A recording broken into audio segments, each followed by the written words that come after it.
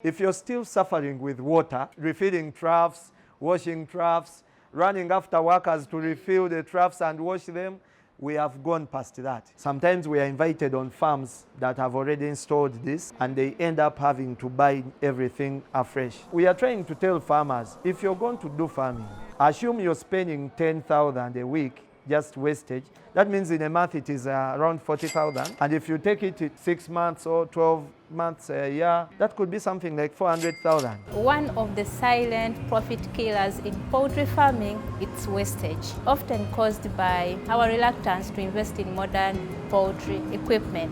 So today I'm here at Vet Equip Solutions just to learn, ask questions, and share some information with you about their waterline system.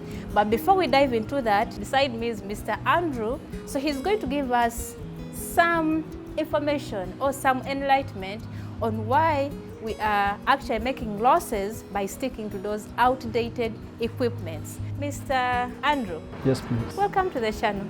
Thank you for having us. What challenges are we facing, knowingly or unknowingly, if we are stuck to those ordinary outdated systems? Well, first of all, I want to tell farmers that farming is a full-time job. In Uganda especially, where we have a lot of unemployment, people have resorted to farming to address the gap.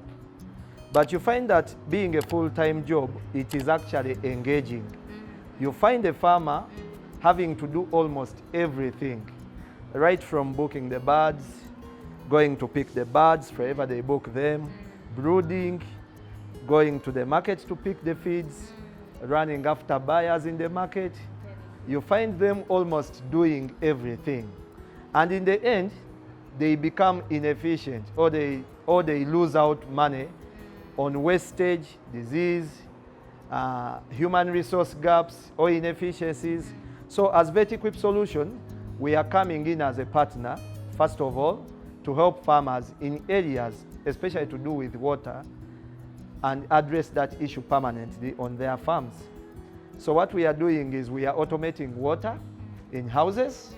You can see that this is our showroom where we have equipment from Netherlands. How does your automatic water line system ensure consistent supply of clean water, like in my poultry house? Our objective is to make farming easier, efficient, and profitable. These waterline systems, once installed, we normally connect them depending, first of all, on the structure, depending on the bird capacity in the structure. That means we cannot put lower number of nipples in a house that has more birds. So we normally install the system based on the bird capacity in the structure, the layout of the structure, and your water source. So we install it connected to your either national grid, your water tank, and then maybe a drum that we place inside the house as a sub-tank to help consistent supply of water throughout the house. So there's always water flow in this type of setup. It is actually limitless. We prefer to call it automated because once you connect it to maybe your water reservoir, the water reservoir will self-refill the sub-tank in the house. The same it will way, self-refill itself. Self-refill, I mean the water will come from the tank and always top up whatever is taken from the sub-tank. So there is no room for not having water? There is no room for that. Once you have it, you have sorted everything. So in terms of the waterline systems, we have the nipple drinkers. I know that farmers have seen this on cages, but we have moved. These do not only apply on cages, These also apply in deep litter systems. You know, there are two types of keeping birds in Uganda and maybe in Africa generally and around the world. There is what we call the battery cage system and the deep litter system. So the battery cage system is where, of course, birds are under a cage and then they don't have free movement. And then the deep litter system is where they are free and roaming around the floor. So this is a system for such systems. Now, these nipples come in different types. There is what we call the high flow nipples, and then the low flow nipples. So which one is this one? So this one we are holding particularly is the high flow nipples. This is mainly for layers and parent stock birds because they are high consumers of water. They take in a lot of water as compared to the broilers. Yeah? Then the low flow nipples is particularly this type. It also comes with its own drip caps. It's only the difference is in the making. Yeah, you notice that the high flow nipples are metallic. Yeah, and they are fixed by robots. They are not fixed by us, by hands. So they come from the factory when they're already fixed by robots into the pipe. So there's nothing we do on this pipe. We only install it at your farm. Then the low flow, these ones are fixed by us. They are mainly plastic, but also their water outrage is small as compared to the high flow nipples in terms of volumes. So you find that maybe a broiler bird would take averagely between 80 mils to 130 mils a day of water. And then for the parent stock and the layers, they take between 180 maybe to 200 a day, depending on the water supply.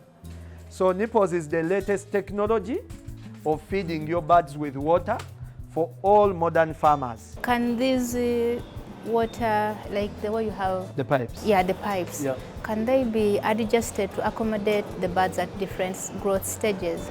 Yes.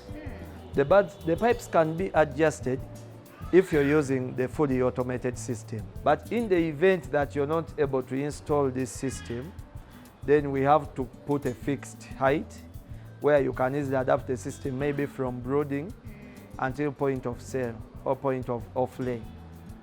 So they can easily be adjusted. The system is actually designed to be adjusted from day one up to when you sell off the birds.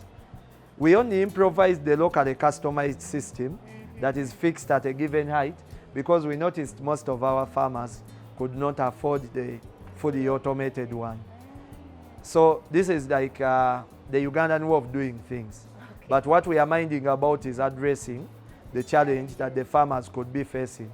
So it does not mean that if you cannot afford the fully automated one, you cannot do the locally customized one, where we use local raw materials alongside maybe imported materials and then do for your system. So you mentioned wastage. Yeah. What kind of wastage are we talking about? Because it's water. Yeah. How am I going to waste it if I'm doing, and how does it affect a farmer in the long run or in the short run? There are two types of wastage when it comes to farming. Even water, by the way, there is wastage, especially if you're on the national grid.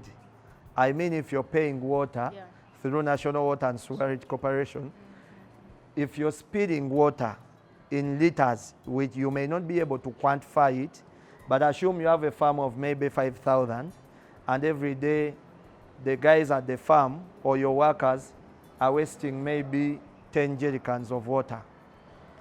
In Kampala, I think a jerrycan is around 700, I don't know. So you just quantify that into money, and then you do a summation of how much you will waste on a weekly basis. You could end up saving almost 200,000 per month on water spillages. That is if you're buying the water. But in terms of feed, there is what we call spillage. Yeah? If you're using the wrong feeders, you'll find that you're wasting feeds, either by birds throwing the feed on the litter, or when the workers are feeding the troughs, they deposit off some on the litter. And if you quantify it and maybe attach a cost, let's assume you're just wasting 1 kg of feed every day. That might be around 1,500 shillings, least. Of course, it could be more. But in a week, you will spend 10,500 shillings as wastage. This is feed gone to the waste. Your birds have not eaten it. You have not got anything from it. So we are trying to tell farmers, if you're going to do farming, assume you're spending 10,000 a week, just wastage. That means in a month it is around 40,000. And if you take it maybe to 6 months or 12 months a year, that could be something like 400,000. So this brings us back to people who are used to feeders that are maybe outdated. I won't call them traditional or botanical feeders. How much would 400,000 get you of a normal trough, a plastic trough, which is better? How much does it go for? I think a trough is around 18,000 if you're buying one from China. And then we have those from Europe, which are 35,000. So 400 or 500,000 could buy you averagely maybe 15 to 20 troughs. And you solve that issue for us. So I think the issue is not even the wastage. The issue is farmers knowing that these things exist and how to address the challenges. What features are incorporated to minimize water wastage and water hygiene? First of all, during the process of installation, we try to put there regulators. These, first of all, help to prevent the spillage. They contain the pressure of the water at the same interval from the start of the pipe up to the end of the pipe. Then they help to control the pressure as well. You see, when the pressure is too high in those nipples, whenever the birds tap on the nipple, it just spills the water. That is if there is no regulator. That is why you cannot connect the system to a national water grid because of the pressure at which it flows. You can't. You cannot. So even when you're raising the tank has to be raised at a considerable height because this water flows by gravity. If you raise it to a height of a storage building and you're serving water on a ground floor, trust me, the pressure will be too much to contain. So we use such mechanism to control spillage. And for biosecurity, like you said, since there is no water spilling on ground, first of all, the litter will always be dry. You won't have any kind of dampiness to cause disease or growth of bacteria. And then there is no room for birds to knock the pipes and then throw the water down or drop the water down. Because those nipples will only release water at the point when they are tapped. It means that when the bird is not tapping the nipple, water is not flowing out. So it maintains the system clean and the house dry all through. For those of you who are not so sure about the source of your water, this is the solution. You can have this installed before your tank, and then it helps to filter every dirt before it goes into the lines. So I can harvest my rain and... Yeah. This is especially for harvested water or the underground water, the submersive pumps and everything. Normally you have a lot of contamination, biofilms. This is the solution. And then we do have regulators, yeah? This is called the pressure regulator. It moves along the system. This works on every system. You cannot do without it. This helps to control the pressure in the pipe, but it also helps you in flushing. There's a time when you're supposed to flush these systems. I know at some point you're going to ask me, how do we clean these systems? Because you've said you don't need people to clean. No. It doesn't mean that you don't have to clean, but we do it at intervals. For example, we can say, let us flush every after 2 months or every after batch. And in that particular sense, we have a chemical we use. In our company, we have a chemical called Wastage. It's a flushing solution that we use to flush the pipes. It helps to remove all the biofilms, all the dirt, residues for drugs and everything from the pipes. So this is the one that will pump the pressure that will help you in the flushing. And we shall teach you how to use it when you install the system. It also helps to remove the air in the pipe. So we have had instances where you find the farm, some sections of the farm have water, others don't have water. Sometimes it is to do with the pressure in the pipe. What's the maximum and the minimum flock size your system is designed to support effectively? Our systems are designed to support every scale of farming. Really? Yes, and we have different types for each farmer. For example, because of the scale of operation, you could find that, and return on investment by the way, you could find that a farmer doing a small number of birds may not be able to afford this automated system from Netherlands, but we do have an option for you. For example, this could be designed for farmers that are doing 5,000 to 10,000 and maybe upwards. We can say not less than 1,000 birds? Yeah, that could also be okay. But we prefer, I think 5,000 and above, the return on investment is way better or quicker than 1,000, yeah? For 1,000, 2,000, 500, we can still install for you the low cost, yeah? the one from China, but we make sure that it serves the same purpose. And this is what we mainly do. Actually, a big percentage of our farmers, and let farmers know this, a big percentage of our farmers are actually small-scale farmers. Yeah. I think 80% of Ugandan farmers are small-scale farmers. Yeah. And this is why even when we brought this, we tried to tone it down to 5,000 and 10,000. So if you're keeping 500 birds and you're there, and you really feel you want the system, don't feel like you cannot have it. But Just call us and then we can give you a cost-effective system that could also relieve you from water-related challenges at your farm. okay. Then the So- maximum? Maximum, it could even go up to 100,000 birds. You're talking about number of birds? Yeah, number of birds. Number of birds, it will depend on what the house can accommodate, yes. We have houses that take up to 50,000 birds. This system still works. Because this is about joining pipes and then running through the entire house. So we don't have even limits. It's only that it's very hard for you to find a house of 50,000. Just one house. You could find a farm having 50,000, but when they're in different units. So it means that maybe 10,000 to 20,000 per house is okay. But we don't mind about the number of birds in the house. Feeding birds with water has come through transition over time. You know that some of us who grew up from farming backgrounds, we used to feed our birds with water through basins. You would put a stone maybe in the middle to avoid the birds from falling into the water and maybe wasting the water. Then we transited into manual drinkers. These are the, no. Even before the manual drinkers, we had jerry cans, where people would cut 20-liter jerry cans and then tie it on a rope or sit it on a brick. They're still in existence. And some people are operating at a large scale and are still using that.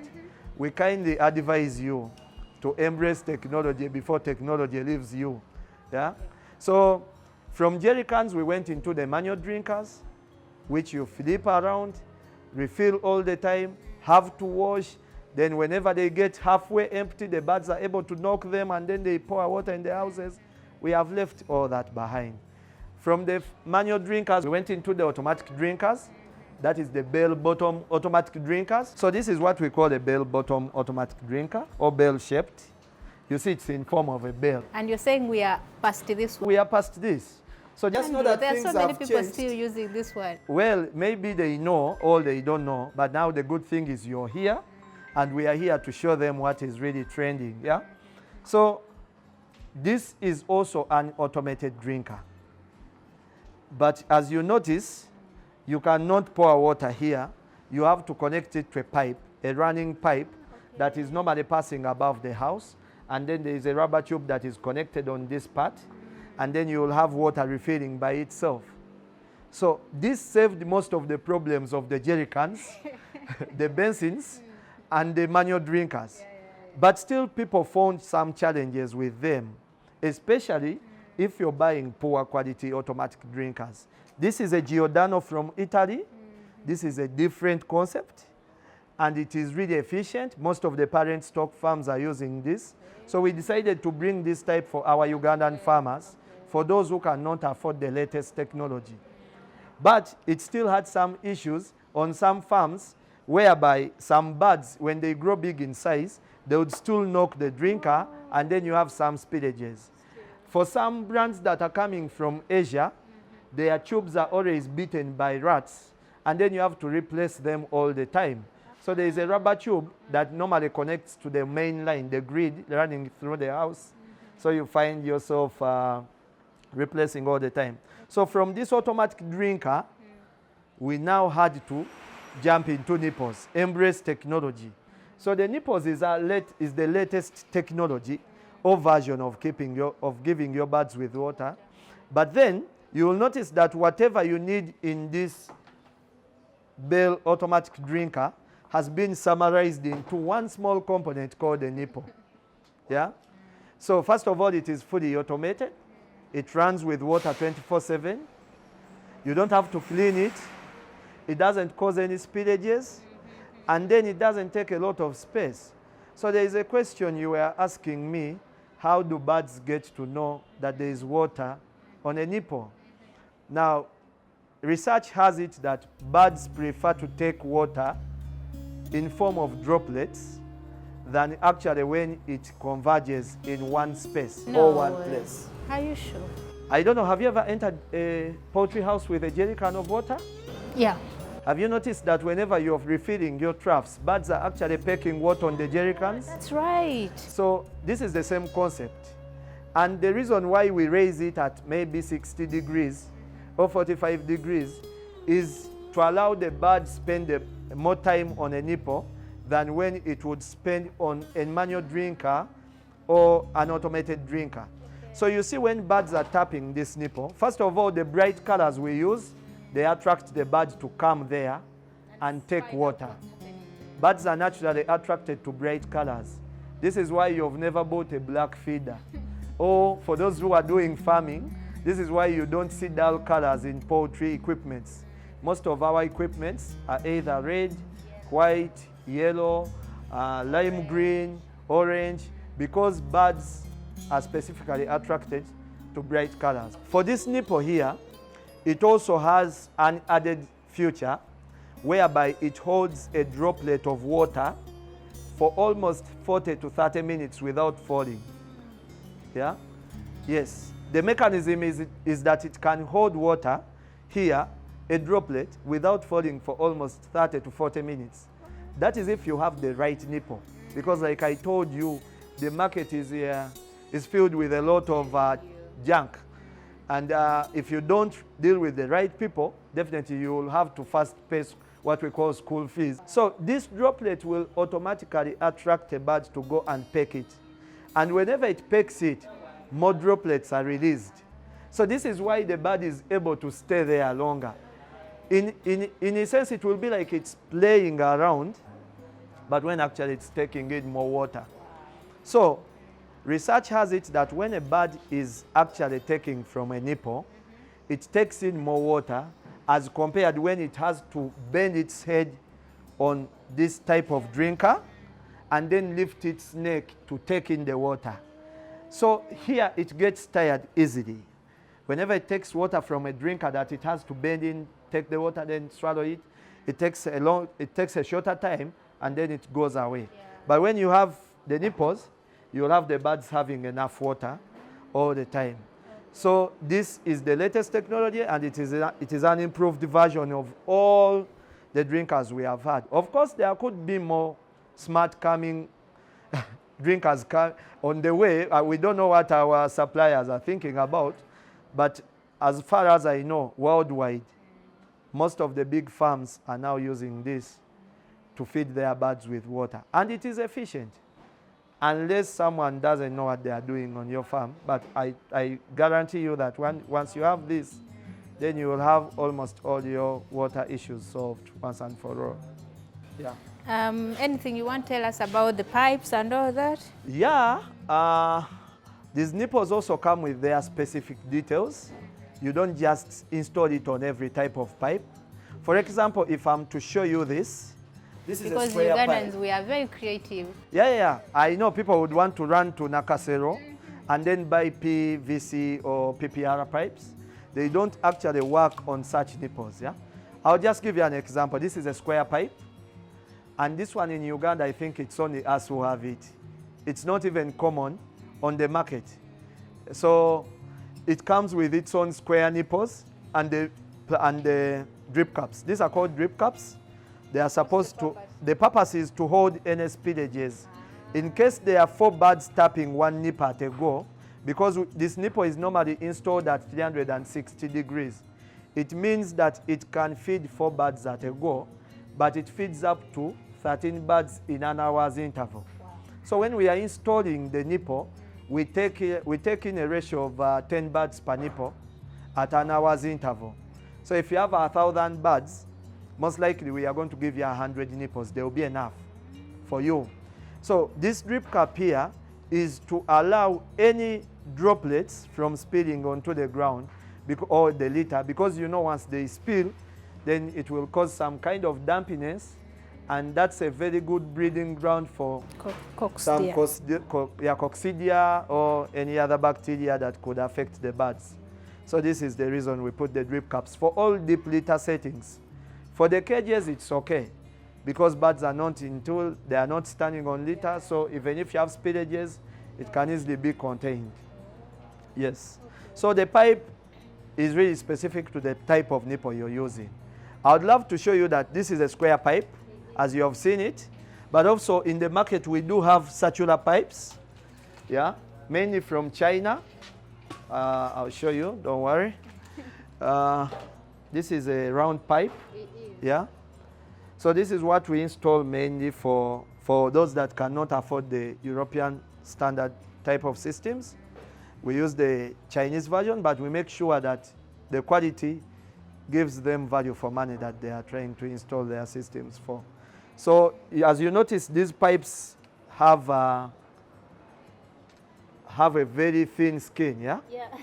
So if you went and dressed this nipple on a pipe with a thick skin, it will not be able to lock, despite the fact that all of it will be 3/4 size. So you will have spillages through in between the pipe and the nipple. This is why we are particular with which type of pipe you're supposed to use. You don't go around just buying any pipe because maybe you saw a video on YouTube or you've watched this video and you think you can do, and you think you can maybe come and try to do the system by yourself. Better you get someone technical, they do for you the right thing, and then maybe the next phase you can be able to replicate what you've seen. So these nipples also, they are different types, and you have to be very careful as farmers. In our shop, we only sell this as a Chinese version. But of course, on the market, we do have other cheaper Chinese versions, which we have proved to be a waste of people's money. Yeah, and for farmers who don't know, of course, they may be told to buy them.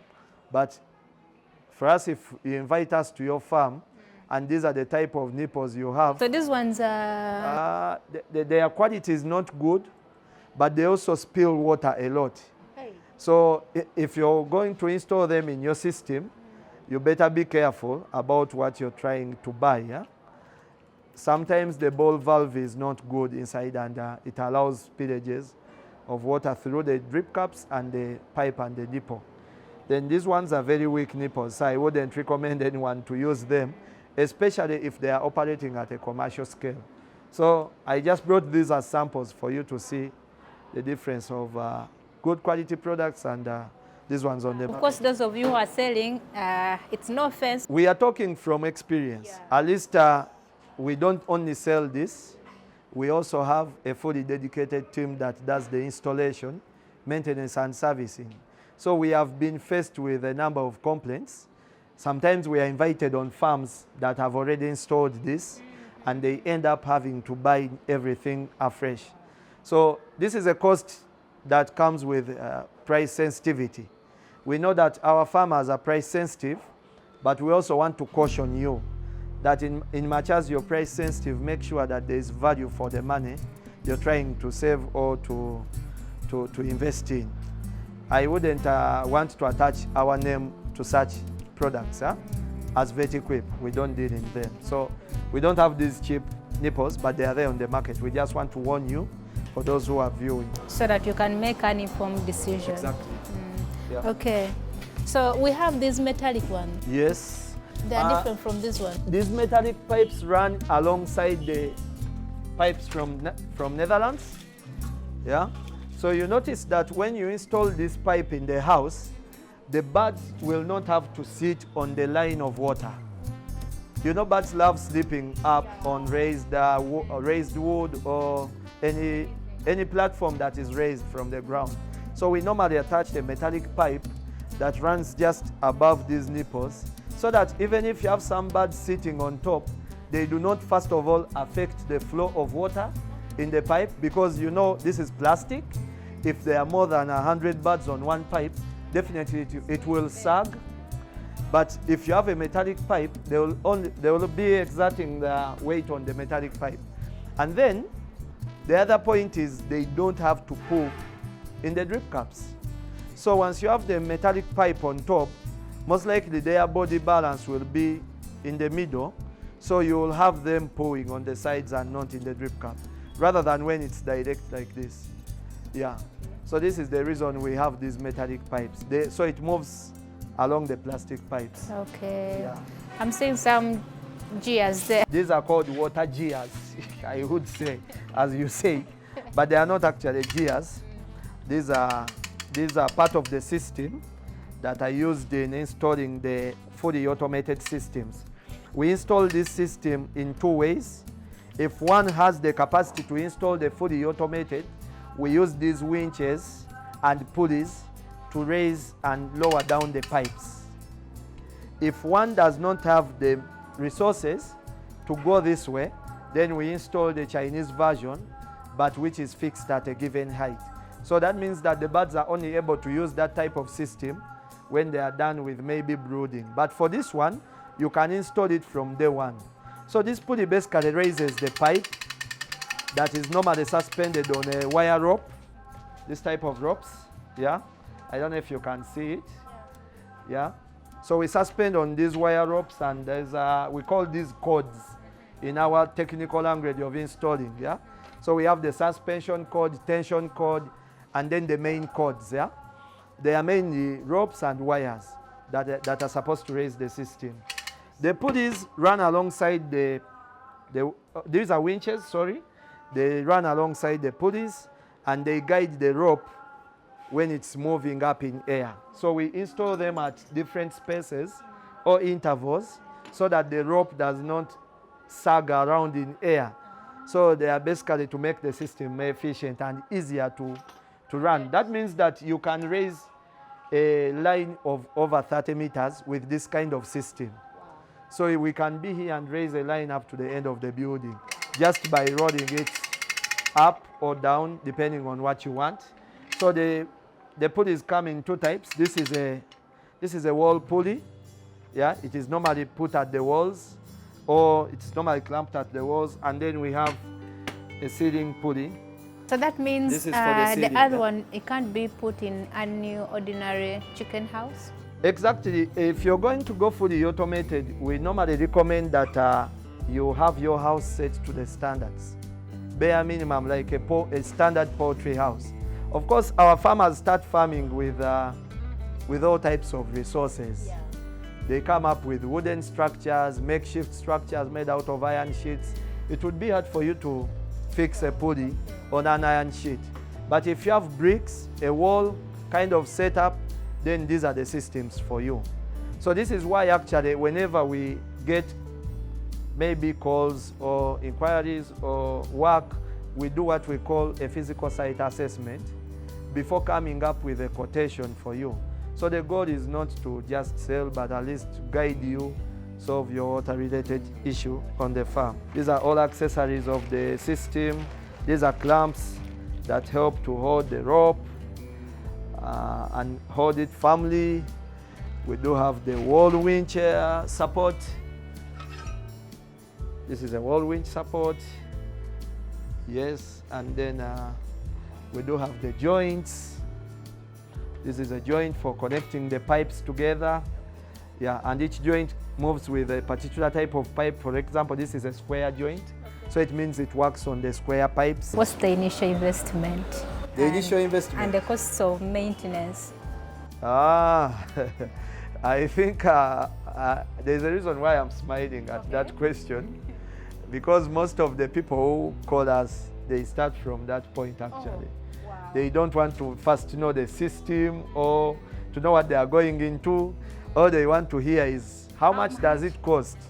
Now our approach to that question is, and this is not supposed to turn off farmers, but this is technical work. We don't cost things over WhatsApp or phone calls. Okay. We prefer to do a site assessment and then take note of every material that you need, because each house comes with different requirements. For example, we can reach your farm and the layout is different from my farm. That means you can take in more pipes than I can. Okay. So that means if I give you a cost off head without visiting the site, then I don't know what I'm doing. It's actually like you asking a builder, how much does a storage house cost me? The guy has not even been to the site to check the nature of the land you have, topography, water source, raw material. So we are trying to tell you that this is technical work. And I would first of all, I want to tell you that it's very affordable. We just need to come down on your farm. Your house, you don't have to have a big farm. Even those of 500 we have installed for them, 200, 300, but we need to do a site assessment. So for those that are doing, maybe let me give them an estimate, because I know they want to hear that. For those that are doing 1,000 birds, one thing I'm sure of, if you're within 30-kilometer radius within Kampala, from Kampala, sorry, it will not cost you more than 1.5 million to have the locally customized system. Okay. Then for the Dutch type of system, the European standard type, fully automated, it will be like 3 times that. Okay. But we prefer to do an assessment, because then we come up with the right bill of quantities, of raw materials, and then be able to share with you things as you need them. We don't want to undercut or overestimate, because at the end of the day, this is technical. You cannot do guesswork or gamba around. They just have to know that it is really affordable. Yeah, very affordable. That was an interesting answers to my questions. I'm satisfied, and I believe you too, you are so satisfied. And next time you're planning to buy an equipment, you know what to do. You know, it's all about buying or doing something when you are very much informed. Avoid the mistakes that are costing us our profits. I know when I kind of stumbled on their shop in Container Village, all of you reached out, you wanted me to come back. Actually, that's the reason I'm here. And he's going to tell us more details about their address and everything that we need to know before we close the video. Well, viewers, we are VetEquip Solutions. We are an equipment company based in Kampala, and we have different locations, but I think everyone can easily access the Central Business District branch, Kampala. So we are based at Container Village, Kingsway Plaza, shop number F14. You can reach us out on telephone number 0775 966801. We install these systems, and we shall be very happy to work with you to solve your water-related challenges that you're having at the farm. Also, this was just a visit, my own visit, out of curiosity, find out more about the water line system. But I've become even more curious, so I want to go to the field next time and find out how this system operates when it's on the farm. Sure. Get stuck to the channel, make sure you subscribe so that the next time that video of the field drops, you're the first one to watch it. Until next time, thank you. Bye.